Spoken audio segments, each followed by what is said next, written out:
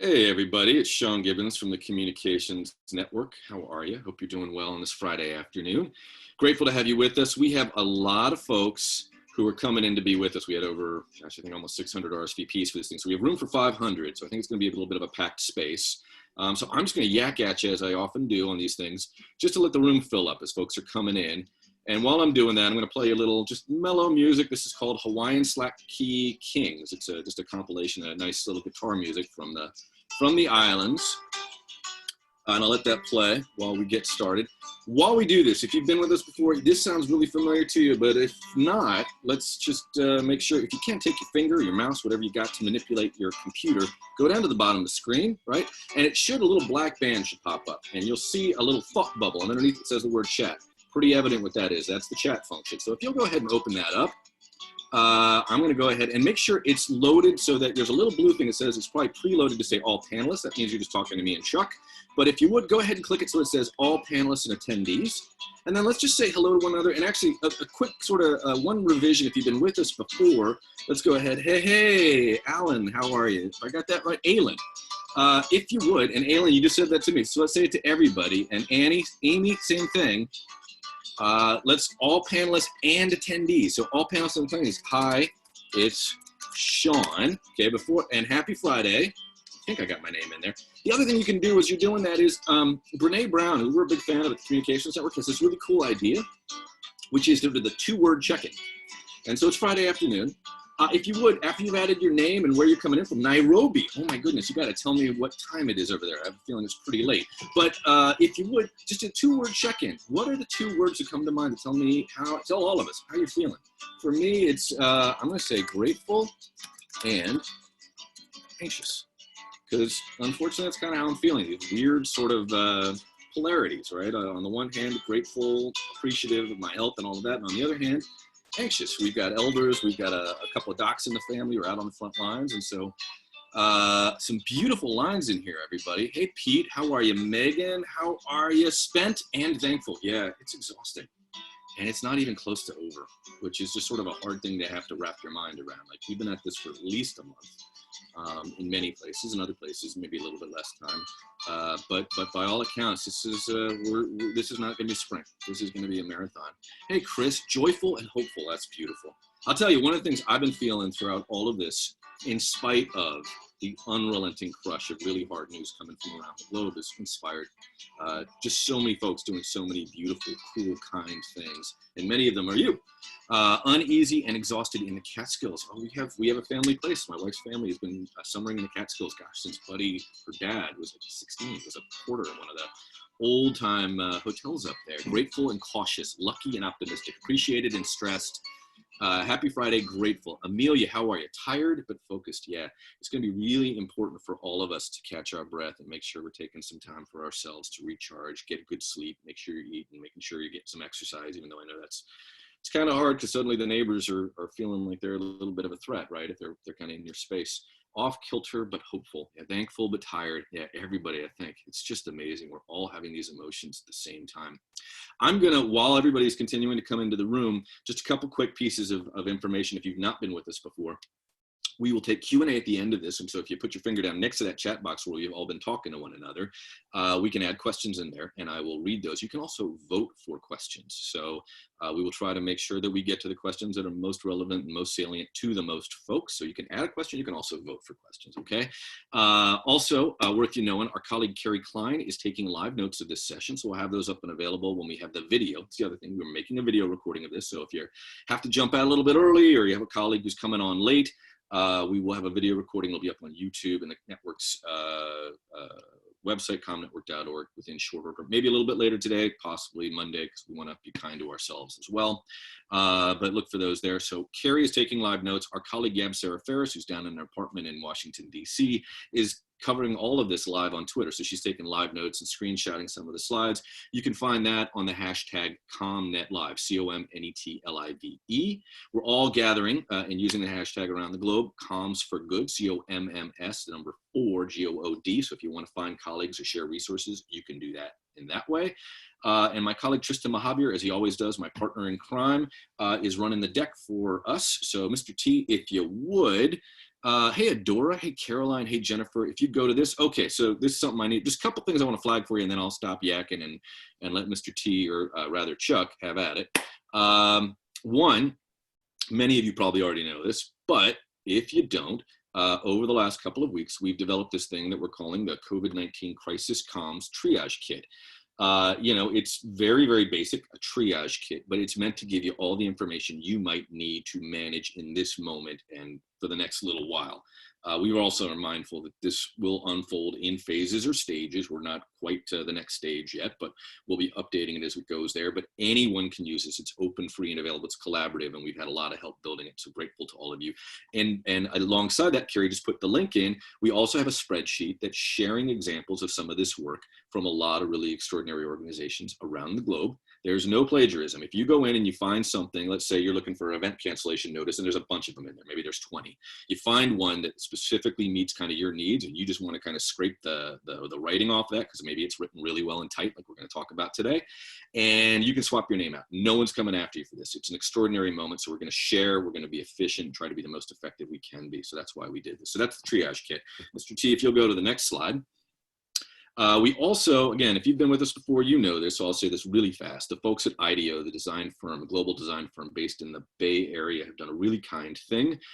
They have made themselves available to folks in the nonprofit community. So it's not the foundation folks. If you're at Ford or Gates, God bless you for the good work you're doing, but this is specifically targeted at folks if you're at World Wildlife Fund, maybe the Metropolitan Museum of Art, maybe the Urban Institute, some of the members of the network. If you need help with design to get the word out about COVID-19, IDEO wants to help you. So there's some information in there. It's called Signal Boost, and Carrie has put a link in there for everybody. So feel free to make yourselves, make use of that, but also pass it along to other people because it could be extraordinarily helpful to them. One of the things we want to make sure is that everybody's hearing the same message consistently and a lot. All right, Mr. T, if you will take us along.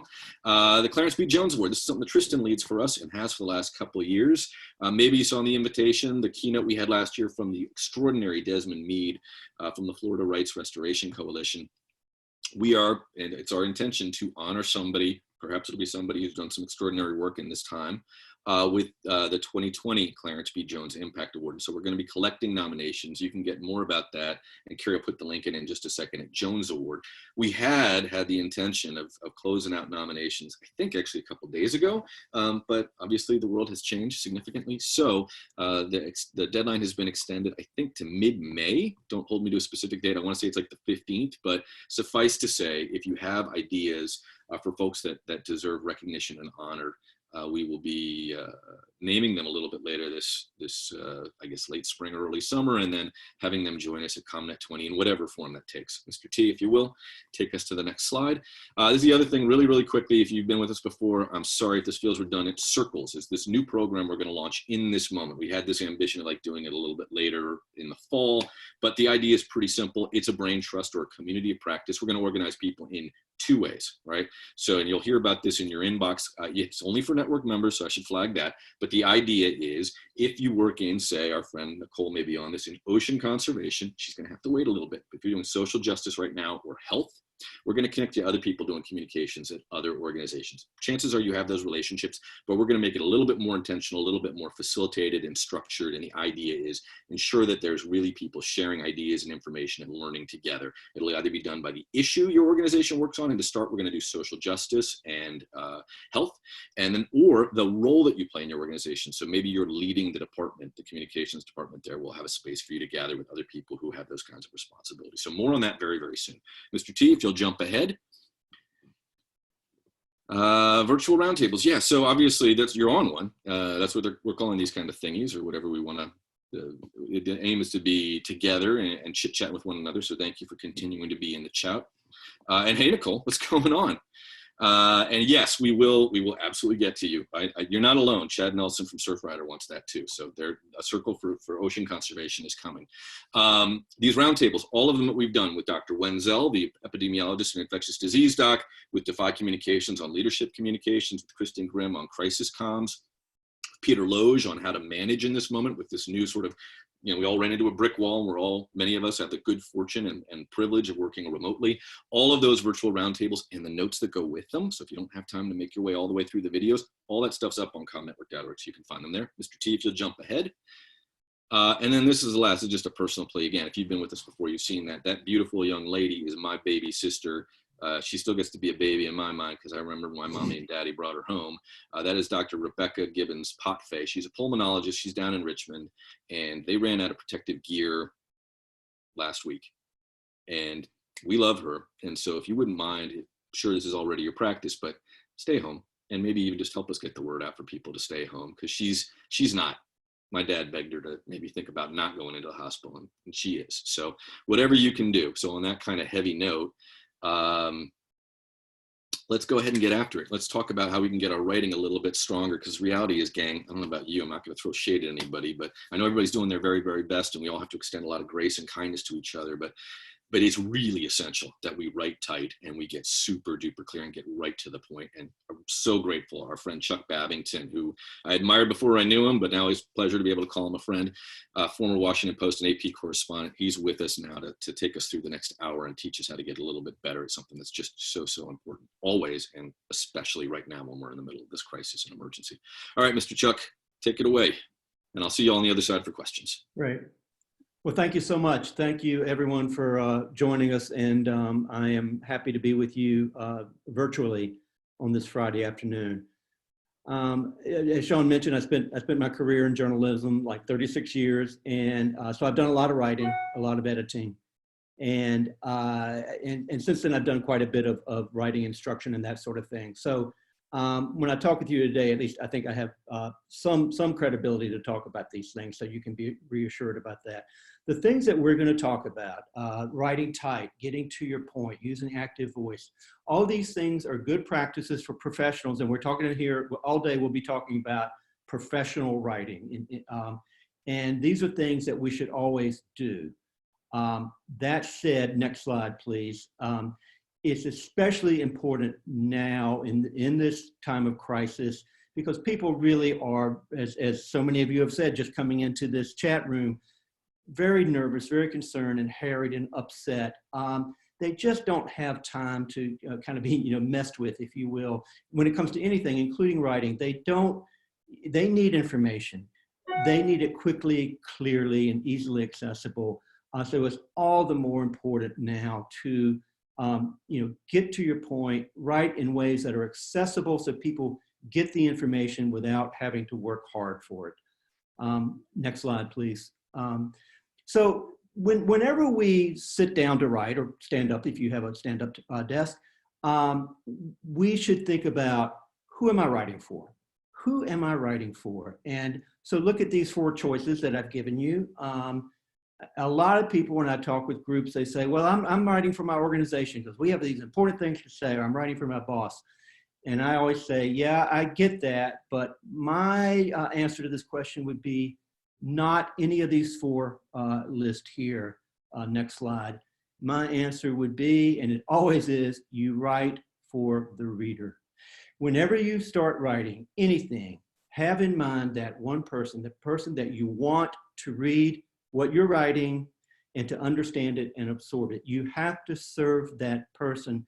If you don't, what you're doing will not be read, and all your time and effort will be wasted. You write for the reader. Don't let your boss or anyone else convince you otherwise. Next slide. People are really busy. This is true before the pandemic. Everywhere I go, every time I go into a workplace, I'm always struck by how busy people are. Their hair is on fire. They have a whole stack of things that they need to read, a stack of things they want to read, meetings to go to, and all that stuff. They are very busy. If you don't grab them pretty quickly, they are going to bail out. They're going to go to read something else. I've seen it happen many, many times, and then your effort is wasted. So the 2 things that reader must know quickly is, why should I care? If the topic is something they don't care about, they don't need to read it. But presumably, they should care about what you're writing for them. And then the next thing they need to know quickly is, what's your point? Don't wait very long at all to make that point clear. You need to put it, maybe it doesn't have to be in your very first sentence, but it needs to come pretty closely after that. You can come back later with all the backup information. Next slide, please. But put, as I say, put the news first. Put the most important point that you want to make high in whatever it is you're writing.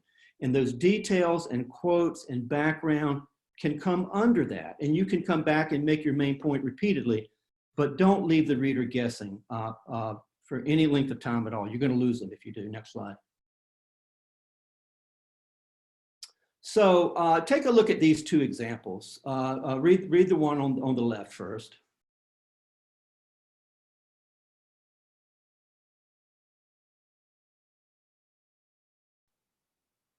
This is very typical of press releases that we've all seen 100 times. I've seen them 10,000 times. Nothing wrong with it. It's grammatical. It's perfectly fine writing, but it's not news. Look at the box on the right. That is news. That is the main point, presumably, of the box on the left. That is what's going to grab any reader, certainly a reporter, and some of you are trying to get the attention of reporters. You can put all the information that's in the left box under this. Who did the report? Why it's important? Quote the CEO if you have to, that's fine. But put the news first so people aren't left guessing, trying to figure out what it is you're getting at. Next slide. We live our lives chronologically, so it's kind of human nature to relate things chronologically. And sometimes for storytelling, that's okay. Generally speaking, for writing for professionals, it's not the best idea. It's very rare that the most important thing happened at the very beginning of the meeting or something. Let's say that your boss said, Susan, I want you to take the next 3 weeks off, forget all the work you've been doing, take the next 3 weeks and devote it to studying whether we should change IT vendors. So you knock yourself out, you go crazy, you read stuff, you interview people, you go on site visits, you really work hard at this. And at the end of your 3 weeks, you're gonna be tempted to write your memo. Dear boss, I spent all this time studying and reading, and I did all this work, and I interviewed experts, and I really learned about it. In your 18th paragraph, you say, and I've concluded we should change IT vendors. I submit to you that is not what you want to do. The subject line of your email to the boss should be, we should change IT vendors, here's why. And then you say, boss, I did all this research, I've learned all this stuff, and this is why we should do it. You don't want to leave this person guessing. For one thing, they very well may have to bail out at some point, to answer the phone or go pick up the children or deal with an emergency, and hopefully they'll come back. But if they have to, even if they can't come back, at least they'll know your main point. Whereas you stick it in the 18th paragraph, they're going to bail out at paragraph 15 and not even know what the heck it is you're recommending. Next slide. So let's go to, excuse me, a different way that's really important to help the reader. Remember, we serve the reader. Sean, I'm going to use you as my guinea pig here. I don't think you'd say, we're experiencing precipitation and I failed to remember to secure the entrance. How would you say that in a natural voice if you were talking to a friend or your wife? Well, I can tell you, Chuck, if I tried to say that to my 6 and 9-year-old, they would just look at me puzzled, yes, bewildered, and the door would remain open. So I'd probably say, hey, kiddo, it's raining. You mind closing the door? Absolutely. It's raining and I forgot to shut the door. Exactly right. I love it when, especially on television, it's 70 degrees outside and they say, we may have precipitation. It's going to be rain, folks. A good 1-syllable 4-letter word. You would not say it that way that I have written there, and therefore you shouldn't write it that way. You want to write in a natural tone that gets to the point and has a natural, non-puffed up, non-pretentious sound to it. Next slide. One reason I think that we tend not to write in a natural tone or to use good to the point language is, unfortunately, we're surrounded by insidious influences, and a lot of it's television and some of it's on sports all too often. And so you hear this stuff over and over. At this point in time, precipitation is possible. And like I said, it's 70 degrees. They're utilizing the 2-3 zone. This stuff, you hear it, it sinks into your head. It may sink into your spoken language. Then unfortunately, it sinks into your writing and you're not even aware of it. So I beg you, try to be aware of these insidious influences and get them out of your head. Utilizing the word I hate most in the English language is utilize.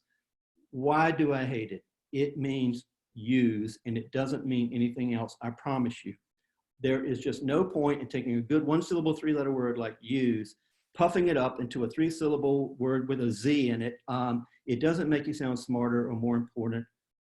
Do not use that word, please. You'll hear it all the time. Now, raise your hand if you've ever used that word. I'll put my hand up first. We've all been guilty of it. That was before we really got chucked and pounded in your head not to use it. So now we will go forth and sin no more, my friends. Please, next slide. So you can write like this. I think I got that email the other day, actually. Right. I'm not going to say who it came from, but I'm pretty sure I got an email like that. And chances are you did too, which is probably why you're here. But Chuck, you were going to say this is probably not the right thing to do. Yeah, look at the next slide. Or you can write like this. Let's discuss this. Tristan, go back to that previous slide just a second, if you can. Yeah. So if you were sitting down with a friend or relative or something around the kitchen table, you wouldn't talk like this. It would sound, if you said that we should endeavor to engage in a dialogue regarding, they would look at you like, what? What's the matter with you? Next slide. You would say it like this. And that's the way you should write. You do not want to puff up your writing any more than you would puff up a natural language that you would say to a friend. Next slide. So as part of this, using plain, ordinary language and plain, ordinary words, short, simple words are best. Look at number 4. Is it a crime to write or say approximately? Of course not. But why use a 5-syllable word when roughly or about mean exactly the same thing and they're 2 syllables instead of 5? Inclement weather, another one. You can tell I don't like the weather reports. Inclement weather means bad weather. It doesn't mean anything else. There's just no point in saying inclement weather, puff it up to 3 syllables. Bad weather will do. And I'll beat the dead horse on number 6. So use short, simple words whenever you can. Next slide, please. So take a look at this. Sean, I'm going to pick on you again since you have the microphone. Oh, looky me. All right, so I'll read this out loud. While residing in Paris, it is my intention to utilize my savings to purchase a residence for approximately $300,000 or whatever that is in euros. In euros. Now, I should have put the euro sign there. Now, please go back through it, Sean, rewriting it, if you will, and use plain, ordinary. I knew I was going to get put on the spot here. I'm living in Paris and I'm hoping to purchase a house. I have about 300,000 euros or dollars to spend. Yeah, that's not bad. Not bad. We will go through it again and make it even better. And we would write, in Paris, I plan to use my savings to buy a house for about $300,000. Is that the next slide? Is that the big reveal? I think I did not actually do that. Okay. I've used this one before. So just again, it's not, I do hate the word utilize, but there's really, you can say buy, B-U-Y, for purchase, about for approximately, live for reside. All that you might say this is nitpicky, and you can say that if you want, but what it does is it tightens the writing. It brings it down. You do this over and over and over. Your 3-page memo becomes a 2-page memo. Which would you rather read? Which one do you think has a better chance of being read? I can tell you it's going to be the shorter one. Right. Next and slide. the idea here, I don't mean to jump in here, but the idea is you're going to buy a place in Paris, right? I mean, that's the aim. I don't necessarily need to know what's coming from your savings. It's nice to know your budget. It's probably good to know that it's in Paris, but the intentions and all the rest of that, it reminds me, and I don't want to hijack this, Chuck, but that old Kissinger line, do you remember this, Henry Kissinger? I don't know if it was actually true that he said this, but this seems to be really true in our sector. I don't mean to throw shade, but that like academic fights are some of the most vicious because the stakes are so darn low. I think Remember that one has been around a long, long time before Kissinger. Oh, it has it. Okay. So, and a lot of this is just tickle fights amongst smart people. Just get over it. You're smart. You mentioned academic writing. And so often when I do a seminar, people will say, but this is how I was taught to write in college. And unfortunately, they're right. Too often they were taught that way. Look, I admire college professors, I do, but and some of them are good writers. Some of them are excellent writers. A lot of them are not good writers. They're smart, they know their topic, but they're not good writers. And they write textbooks, unfortunately, that are not well written. So you do not want to use them, unfortunately, as your model for good writing. I wish it were otherwise. And the second thing is some people think, well, if I use these bigger words, these more puffed up words, utilize and inclement weather, et cetera, and paradigm and all that, then I'll sound more educated. I'll sound more erudite. No, you don't. You don't sound more erudite. You serve the reader. You don't serve yourself. The reader needs accessible, easy to understand, easy to digest, and even pleasant to digest writing and information. And using those words, those type of language does not serve the reader. It's a pain in the butt. You're not writing for yourself. You're not writing for your organization. You're not writing for prestige. You're writing for the reader. Next slide, please. So I think in the promotion of this webinar, we promised to show you some examples of bad writing. So here I'm delivering. Take a second to read this.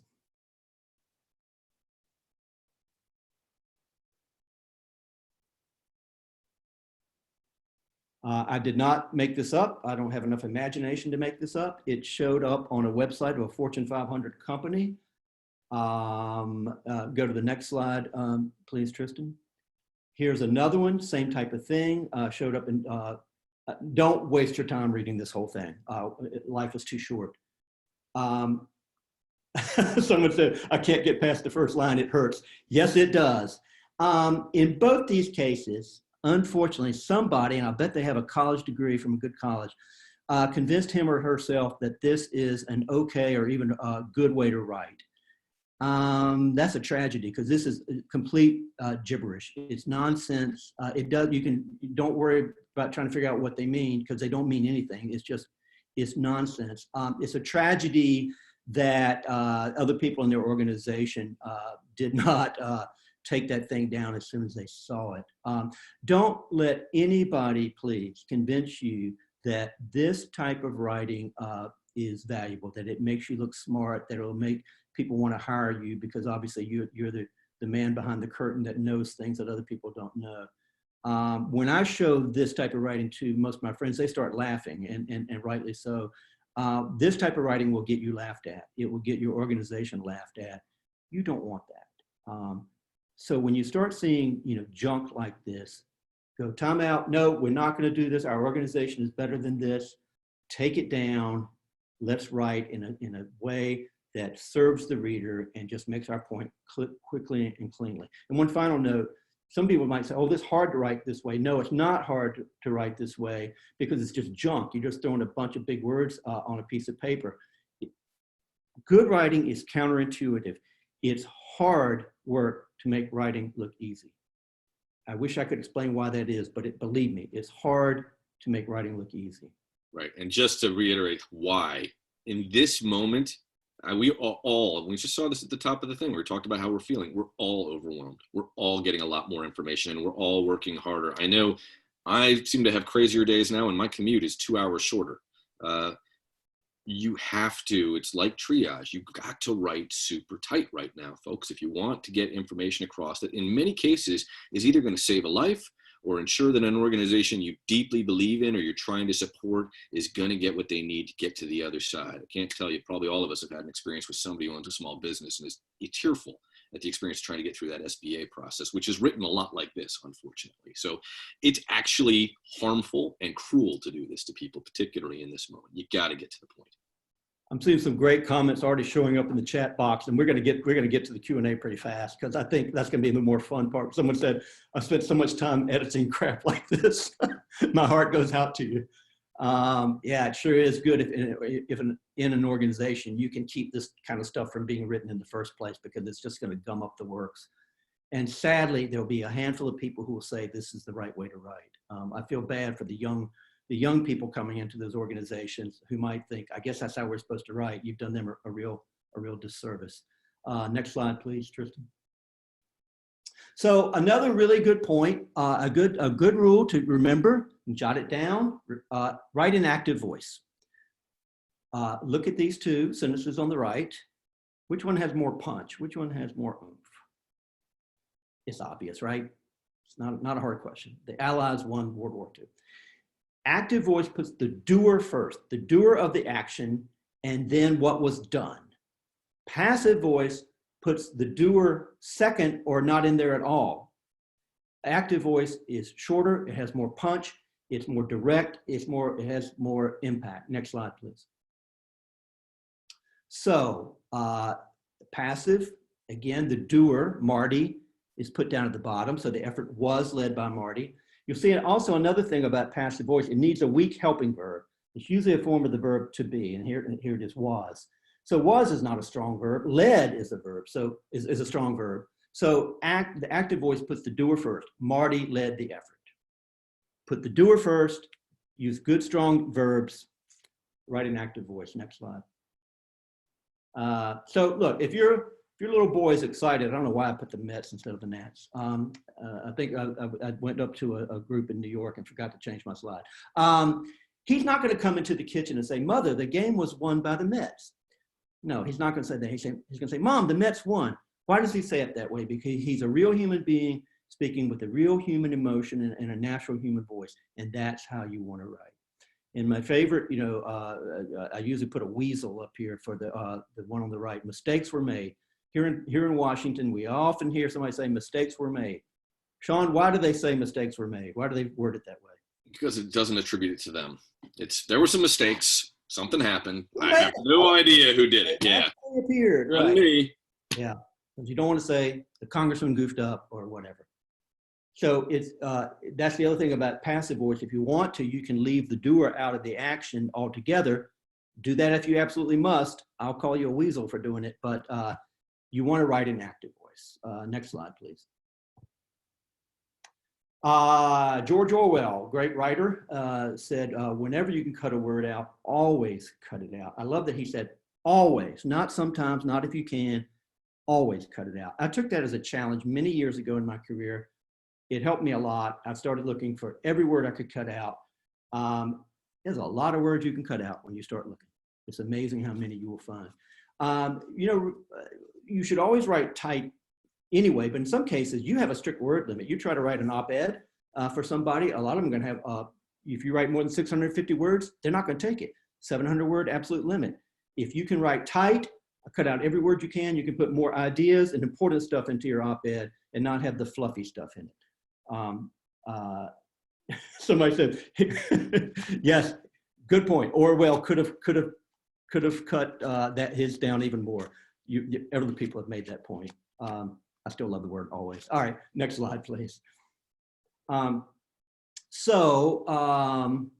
Without losing any information, you can very often cut. So this sentence number 1, I was actually editing a newsletter for somebody and it had this in it.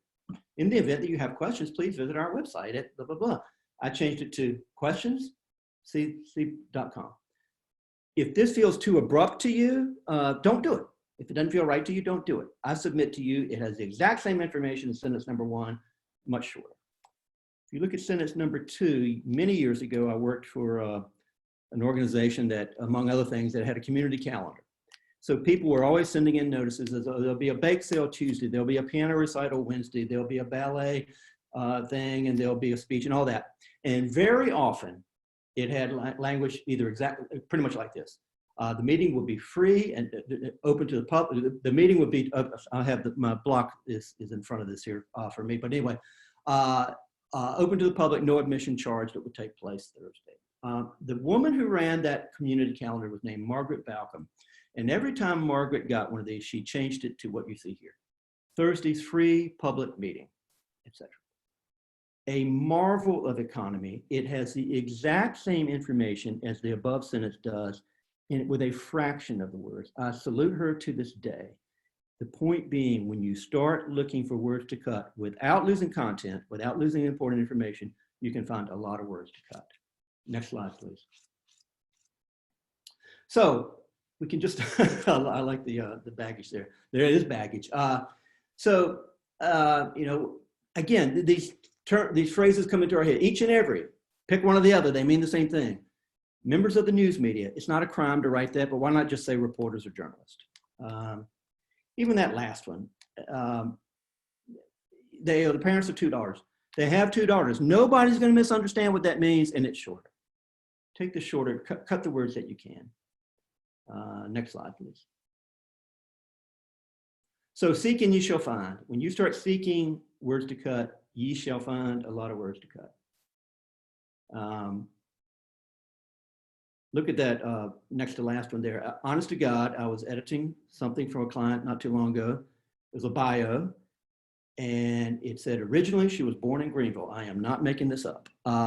Originally, you cannot be born anywhere else. If you are thinking about words and looking for words to cut, you will not write that. Left-hand corner means the same as left corner. You just don't need, we hear these terms and we do it all the time, right hand, left is left, right is right. Next slide, please. So this is an exercise I'd usually give my people in my class. I don't want, so this is 40 words. This comes from I found it in a court document, run-of-the-mill divorce court. Very typical kind of writing that you see all the time.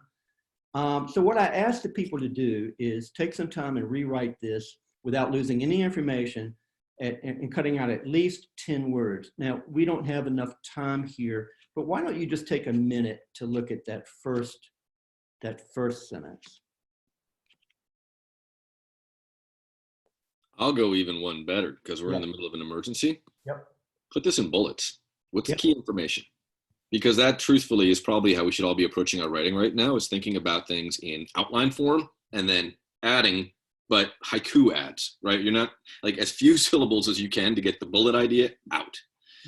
But I bet you could do that right now, is put this into 4 or 5 bullet points. Yeah. And, you know, earlier on when I was saying serve the reader, I'm all for bullets, boxes, whatever. Some people say, Chuck, do you use dashes, semicolons? I say, I don't care. I don't care about those things as long as it serves the reader and helps the reader. So bullets help. Generally, most people kind of realize that when you start looking for words to cut, there's nothing ungrammatical here. But why don't you just say, instead of prior to her marriage to Bruce, before marrying Bruce, Diane, and then you can go on and on. You've got a lack of parallelism here because yes, dog grooming and manager of an apartment. If you can make it dog grooming or apartment managing or grooming dogs and managing apartments, it makes it better. But you get the idea. We don't need to go through this. Seek and ye shall find. This is a rather sloppily written paragraph that I'm sure the judge sees it, that kind of thing all the time. Next slide, please. So final, maybe the most important thing of all, you must edit and rewrite and edit and rewrite what you've written. Please, I guarantee you that there will be dropped words or maybe repeated words or some other type of typo, a misspelling, passive voice that you could easily get out of there, a long, clumsy sentence that you can easily cut in 2 that makes it much more digestible and serves the reader. I can't impress upon you enough the importance of doing this. If you have these types of mistakes, the reader's going to catch them. They're going to see them. And they're going to say, this doesn't seem to be a very careful writer. And then you say, I wonder if that person's a careful thinker. And you don't want that. That hurts your credibility and it hurts your organization's credibility. Next slide, please. So people tell me, Chuck, I just don't have time. I just don't have time to edit. I'm so busy. And I say, I'm sorry, you must make time. That is not an excuse. I don't care if you have to miss a meeting. I don't care if you have to be late getting home. I don't care if you have to come in on a Saturday or Sunday. It is not an excuse to say you don't have time to edit and rewrite what you're doing. Yeah, Ouch is right. Someone said, so I use, look at this tombstone. I guess you can see it. I say you should never use, you would never say a mistake is literally written into stone unless it is literally written into stone here. It's very sad. Someone put love and money into this headstone and didn't, nowhere along the line did someone edit that. If you're going to say you are my hero, of course it needs to be Y-O-U apostrophe R-E as in you are. Very sad. The point being, I'll bet you anything, the people that wrote this and are not stupid people. They just were a little bit careless and nobody caught it. It could have so easily have been caught. Next slide, please.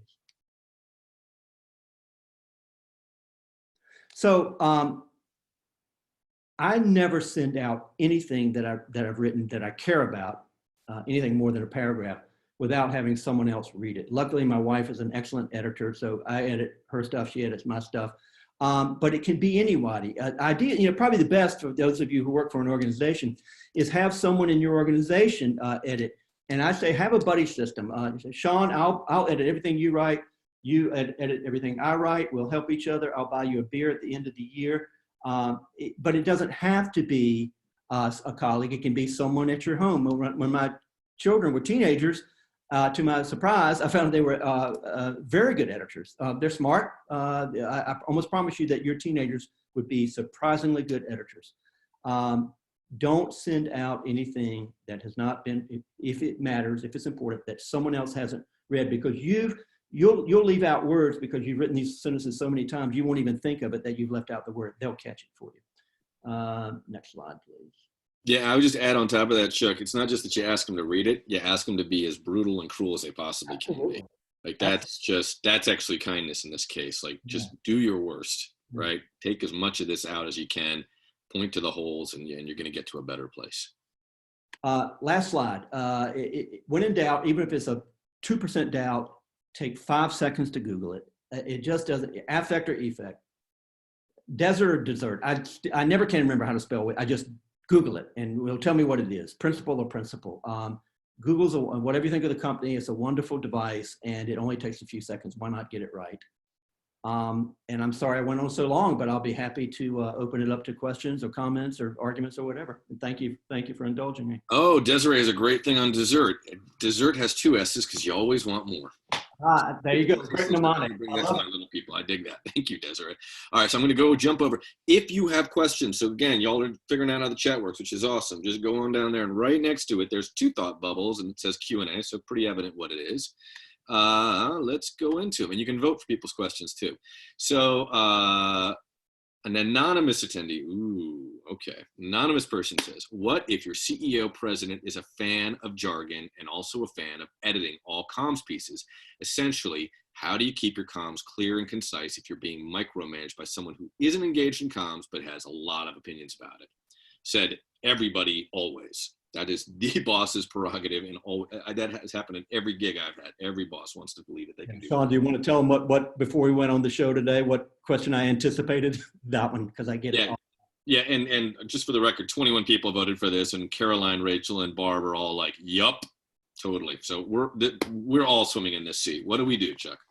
Well, I think you actually look. What you do is, if you possibly can, persuade your boss and everyone else in your organization that puffy, jargony writing is not the way to go, that you want to serve the reader. You're not serving your ego, your organization. If you don't get the reader to read what you're writing, it doesn't matter what you have to say.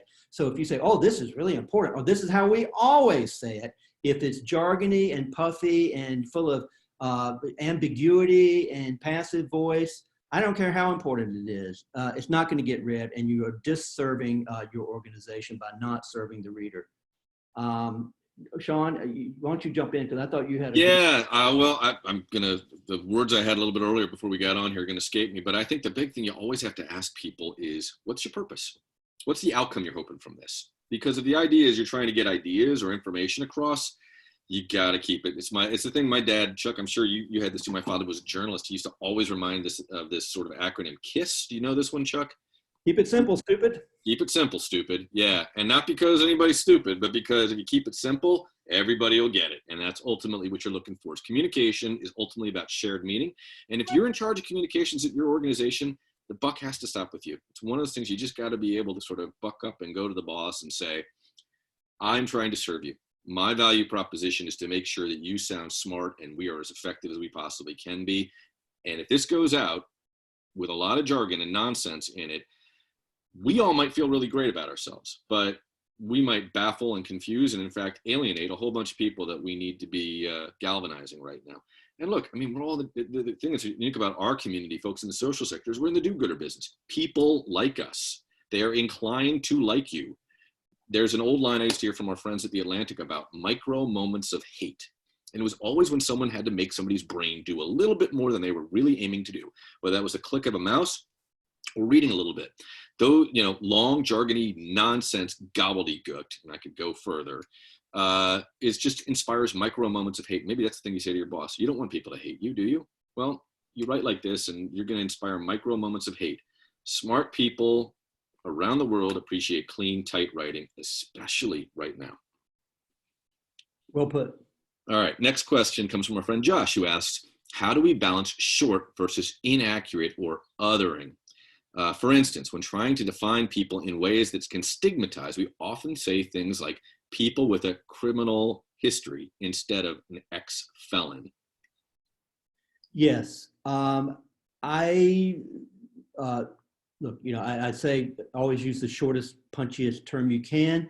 But if you believe, if you feel that, you know, the term, you know, enslaved people instead of slave, and of course we know that the reason is that you feel like if you're identifying someone as slave, then you've identified them as that. Just like, you know, we a lot of people want to say people with diabetes instead of a diabetic. You know, diabetic might define that person. Well, that person's much more than someone who has diabetes. So I would just say it's fine with me. You know, use the term that you feel comfortable with and your organization feels comfortable with. The shortest, punchiest word is not always the best word, only if it's appropriate. You know, Lincoln could have started in Gettysburg. He could have said, 87 years ago, our ancestors started a new country.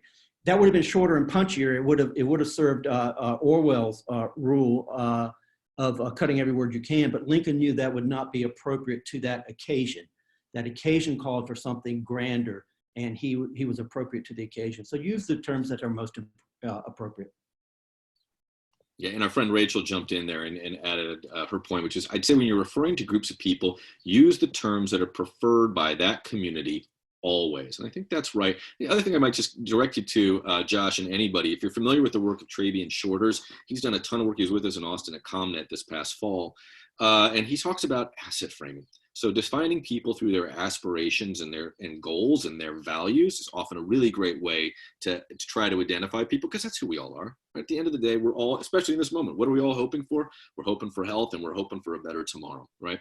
That's a lot better way of saying, I mean, it doesn't mean there aren't sick people in the world, because there certainly are right now, but there's oftentimes opportunities to lift people up rather than putting them down. It's a really important thing to remember. Next thing comes from our friend Karen. Question is, if you're writing tightly, how do you maintain tone, such as compassion? So in other words, is it cruel to be quick? It can be, yeah. You know, if you're going to break up with your sweetheart, probably not the kindest thing to start your conversation is, I'm dumping you. It would be rude. It would not be very nice. So you might say, honey, you better sit down. You know, we need to talk, or something like that. Now, those are extra words, kind of, you're adding puff, but you're doing it for a good reason, out of kindness. So I think, yes, do what the occasion calls for. So you might do a little bit of throat clearing, you know, dear boss, I don't think you're going to like what I have to say, but so you're sort of preparing them for it instead of, you know, hitting them right in the nose.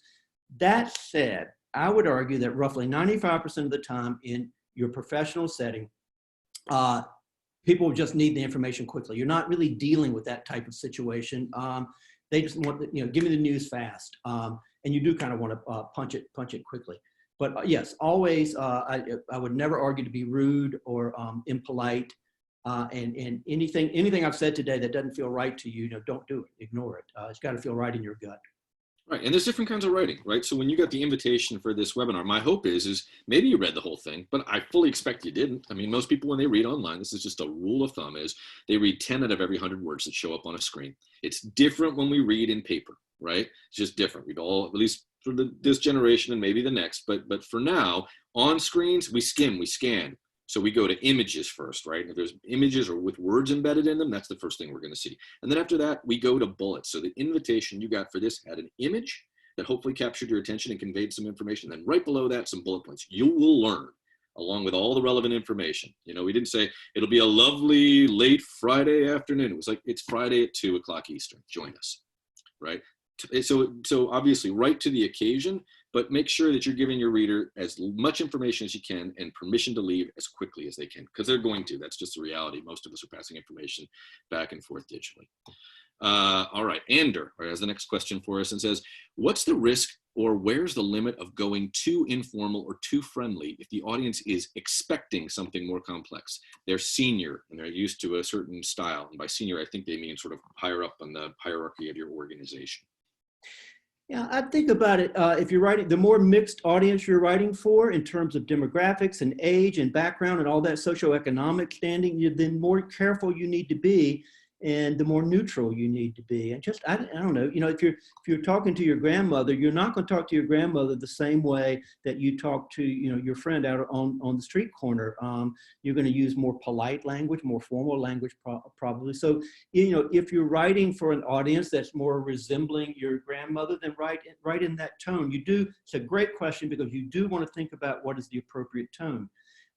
If you're writing a memo that's strictly for inside your organization, then you can use the jargon of that organization. You can use some of the shortcuts and maybe even be a little bit of a smart aleck, although that can be dangerous, because it's just everybody in that organization understands that jargon. If you think that it might go out to anyone outside the organization, don't use that jargon. Don't take shortcuts so they won't understand it. But yes, tone, you want to always think about your audience. And, you know, early on I said the reader, I was talking about one person, but of course you're going to have more than one person. Always think that when people hire me to write something, a speech, an op-ed or anything, the first question I always ask is, who's the audience? That is my very first question because it's the most important thing for me to know. Our friend Rachel comes back with another question. It is, how do you ditch grammar rules for the sake of clarity? Do you ditch grammar rules for the sake of clarity and brevity?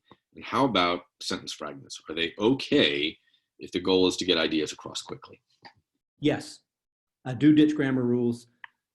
That's not to say I don't care about grammar. I do, but I try to serve the reader, and that's what I was saying earlier. Somebody would say, "Oh, do you use dashes or hyphens? Do you set parenthetical phrases off with semicolons?" And I'm going like, I look at the sentence and I think, what's for this sentence, what I'm trying to convey, what's the quickest and most digestible way to get it to the reader? If it's sentence fragments, excuse me. If it's bullets, you know, some people don't like to start sentences with and or but. If you don't like it, don't do it. I think it's perfectly fine. I think it serves the reader. So my rule is I serve the reader, and I'm not a stickler for what I could consider nitty-gritty rules. That said, you know, I go crazy when people say that's between you and I instead of you and me, but we'll let that go. One of my favorite writers is Bill Schneider. Many, many years I worked together with him at CNN. He was the senior political analyst, but for years he also had a column in National Journal. You may remember this, Chuck. Mm-hmm. Bill had a rule. No sentence was allowed to be more than 7 words. Always active voice and always no more than 7 words. He would just, whenever there was a comma, he'd be like, that's a sentence, stop the idea, go to the next idea. It was astounding, and it's beautiful to read because Bill taught at Harvard and Stanford. He is one of the smartest guys I know. Had no shame about trying to keep it simple always. One of my heroes when it comes to writing.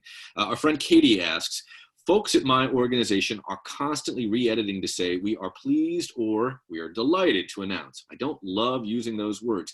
Any suggestions instead of pleased or delighted, or are you pleased with those words? Is it okay to say we are pleased, we're delighted to announce? You know, it doesn't give me heartburn. I pick my battles. That's not a battle I would pick.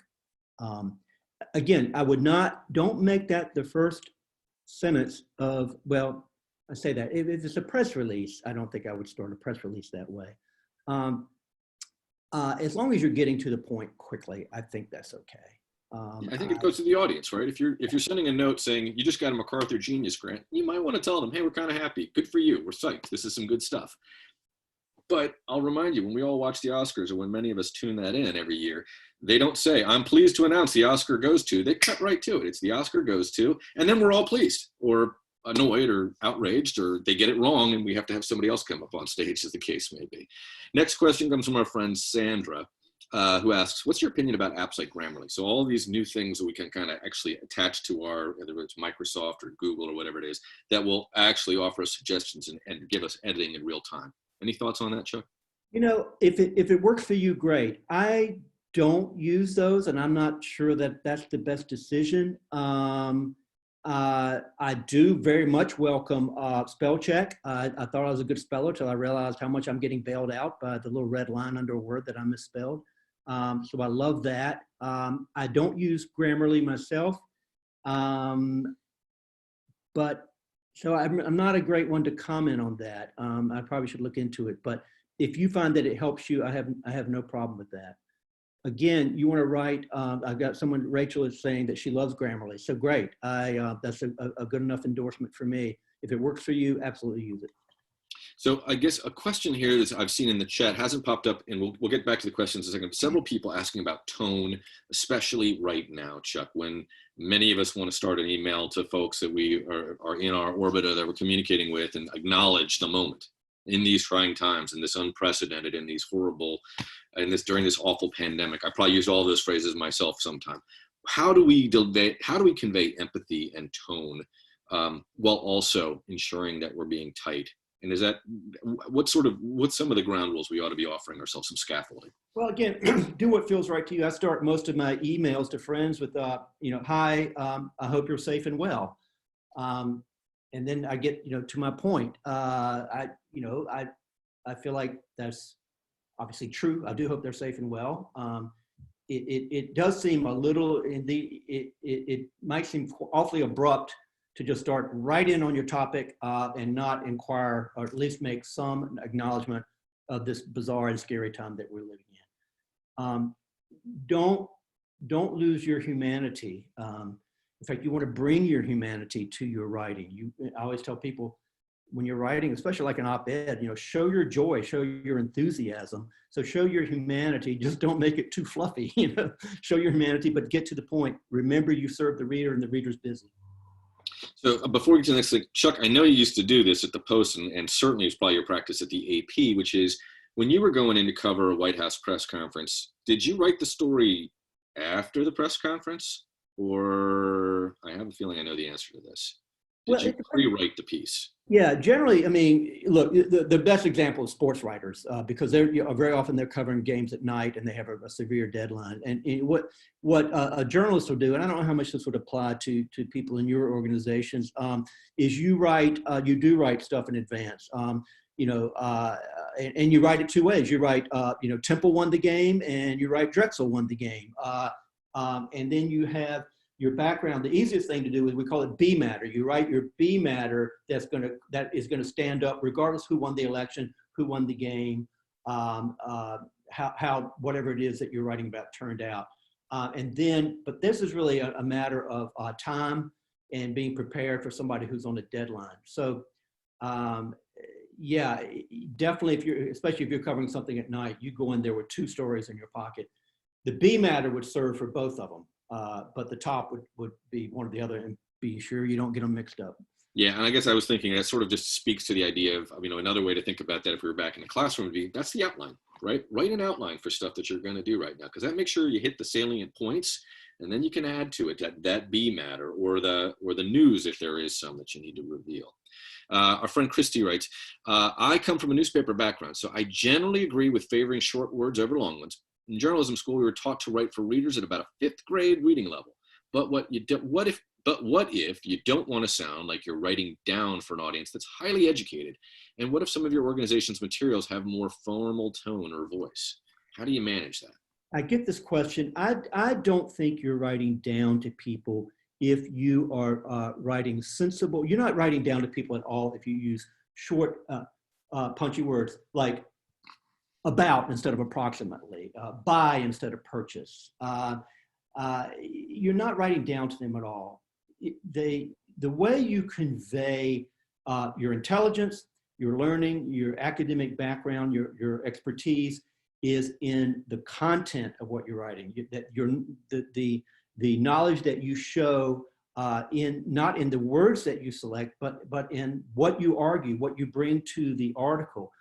I think, I read the New Yorker, and I just think that they do a great job. If you read most New Yorker articles, you will not see big convoluted words. You won't see puffiness. They write in a straight, clean manner, and it just usually, not always, pulls you right through the article. They do a great example of what I was saying earlier. They work hard to make it look easy. So I just think if someone said you need to write in a puffed up, erudite, academic sounding style to meet these people's expectations, it ain't my expectations. That's not how I want to read something. I hear this a lot, and I wish I could disabuse people of this idea. Our friend Elizabeth has one for you, Chuck. She says, how would you edit this sentence? So we're going to put you on the spot for a change. We are proud to partner with organizations that provide direct on-the-ground support and technical assistance to artists of color to leverage their capacity as strategists in our society. Well, obviously, it would help if I saw that. That's a lot. First, I would look to see if maybe I could cut that into 2 sentences, because that's a long sentence. Leverage, okay, not my favorite word, but I get it. Read it one more time, Sean. So we are proud to partner with organizations that provide direct, on the ground support and technical assistance to artists of color to leverage their capacity as strategists in our society. Please don't make me read that again. Yeah, I know. I don't think you need direct and on the ground. I do think, because they mean awfully close to the same thing. Or if you really want to get that term on the ground, I'd put it in a subsequent sentence somewhere lower. And I think you could break it into two thoughts. We're proud to partner with organizations that give direct assistance to artists of color, period. This will help them leverage their blah, blah, blah. At least it's 2 shorter, more digestible sentences. Yeah, Elizabeth, that one hurts, my friend. Ouch. Claudia raises this question. I brought up this issue of we're writing for the audience, not ourselves before. I work in an organization where much of our audience comes from an academic background, so jargon isn't unheard of. Here's my parenthetical, and is often encouraged. Outside of doing extensive audience research, how do I convince our staff that the briefer and more formal is usually still better? So this is true in the foundation and nonprofit world. I mean, it is. There are oftentimes foundations are thought of often as sort of universities without students. And I'll offer my own little sort of aside here. People tend to write for people they think they're going to earn the praise of. So that professor that they loved or that person that they deeply admire, they think they're writing for them as opposed to a broader audience. Well, they're not writing for the reader. That my very first rule. Put yourself in the place. What would you rather read? Would you rather read something that has a lot of jargon and sort of puffiness to it, or would you rather read something that's slimmed down and clean and clear and to the point and digestible? I do get this question that people expect this type of language to be in the things we write. I always tell them, getting a paycheck's a good thing, so don't do anything that's going to cost you your job. But short of that, if you can persuade the people around you, and that would include the people above you in the organization, that you really are not serving the reader very well by using academic, turgid, puffed up, pretentious language. I'll go to my grave thinking that, and I guess some people will disagree. Yeah, I mean, the reason we all know, 600 people signed up for this, is we all know this is a problem. If that's any kind of comfort, is that this is not a new problem. We're not going to solve it in this hour, unfortunately, but this is a moment where I think it's really essential for us to try to, insofar as you can, remind our colleagues we are in a crisis, we are in an emergency. And either it looks a lot like that, exactly where you live, or it's coming. And either way, writing tight is going to, I promise you, it's either going to save a life or it's going to allow somebody who's in the business of saving a life or serving our communities in really deep, meaningful ways to get to that work much quicker. And I'm always going to be for that. Let people get to their work. think about the things you read that are useful in, the New Yorker, the Atlantic, the Wall Street Journal, the Washington Post, or New York Times. Not that they don't have mistakes or some very imperfect writing, they do, but for the most part, they're well written, and you will not see that academic puffiness. Rarely do you. They don't do it. They don't use it, and those are the types of publications I want to read. And if you can show that to your colleagues or bosses who say that, we should write in this other way, then I would kind of say, well, then why haven't they figured that out at the Atlantic and the New Yorker and New York Magazine or what have you? So our friend Danita asked, and I'm going to let this be the last question because I know we've gone over the top of the hour, and I just want to be respectful of your time because it is Friday afternoon. Danita asks, if one is naturally verbose as a speaker, but awesome, is it wrong or dishonest to try to change that voice in their writing? Oh, boy, I've never gotten that question before. It's one thing to hear a verbose person who maybe has a good speaking style and is a good storyteller. Some people are good storytellers and they're stringing the story out. They're not getting right to the point, but they're kind of entertaining. I think that works much better in person in a spoken language than it does in written language. If we get into fiction, sometimes you do see, you see, oh my God, read William Faulkner or whatever. But that's fiction and that's art, and that's a different thing than what we're talking about here. So I would say I'm not going to be crazy about reading something that sounds verbose. I would tend to tighten it up in the written matter. Maybe not for a speech. You want to use his or her natural language in a speech, but for something that's not a speech, I would try to cut it down. All right, and so with that, cutting it down, I think we're going to cut down this session and say thank you to all of you. We are glad, and I'm going to assume here you're healthy and well because you were with us, and hoping that's true for everybody in your orbit. I know just within the network team, we have some folks who just on sort of the outside periphery are struggling with some illnesses, and we're obviously wishing everybody a safe and speedy recovery. Grateful to all of you for being with us. More than grateful to Chuck, and perhaps we'll have you back because I know this isn't going to end anytime soon. But be well, everybody. Be kind to yourselves this weekend. Take a little time, get some sleep, and we will be back next week with Jojo Legister, who's going to talk to us a little bit more about this, actually, about tone, about gathering and how to be human. And you can see Tristan just put up the slide there. She is absolutely extraordinary. She is the better half, I think Andre would agree with me, of Andre Legister, if you know him, the Partnership for Southern Equity.